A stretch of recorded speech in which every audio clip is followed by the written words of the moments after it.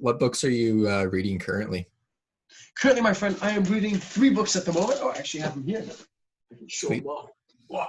So one of the first books I'm reading is called 12 Rules for Life by Okay. Dr. Peterson. Now, Dr. Jordan Peterson, I don't know if many people have heard him through YouTube. So basically what he did was he's this professor at Harvard who now works at the University of Toronto, and he was uploading his lectures onto YouTube and giving them catchy titles like, how to find purpose in your life, or why nice guys finish last, or, how to work harder, like X, Y, and Z. And basically, he talks about really, really cool things. And actually, in the very first chapter of this book, he talks about serotonin with respects to confidence, with respects to how having your shoulders back actually secretes more serotonin, which in return makes you more confident, which repeats the cycle. That's a fantastic book. I totally recommend. And Then, the other two books? The other 2 books, my friend, are Awaken, the Giant Within by Tony Robbins. Now, this is one that came out many, many, many years ago, but for anyone who's big into the self-help world or self-development world knows that Tony Robbins is one of the biggest, most famous, most richest, most successful self-development guys. And the crazy thing is, I don't think he has any credentials past high school. Like, I don't think he ever went to college or university.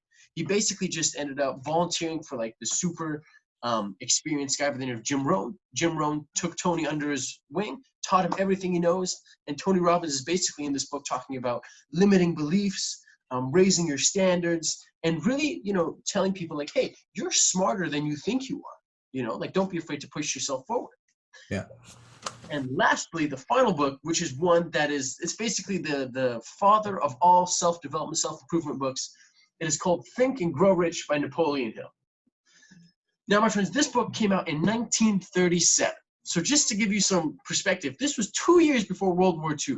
Yeah. Hitler was walking around before this book was published. And basically, my curiosity was, what is so special about this book that it keeps getting republished? And it's one of those cool things where the facts that are stated in 1937 are still applicable in 2020, which is like just insane. It's mind-boggling. And again, all about mindset. All about mindset. What type of things are still relevant today in that book? So, for example, my friend, the biggest thing that Think and Grow Rich focuses on is actually going back to an earlier conversation of the psychology in like physical activity, is it talks about mindset a lot. So it gives you a couple of stories of people who succeeded, and it gives you this pattern. So I'm not all the way through the book, so I can't, give you a full review on it, but the gist that I'm getting is this. It's like, hey, look at this person's success story. Look at this person's success story.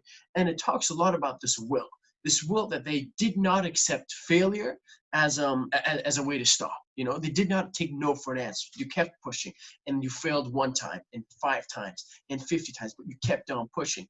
And basically the gist of the book was, if you want it bad enough, you can make it happen. Wow. I think that's really relevant in sports too. Especially, after you lose a game, you just keep on pushing forward. Totally, man. Totally. And really just having the mental strength to go, it's okay to lose. I didn't really lose. I learned. It was a lesson to push forward. And, exactly.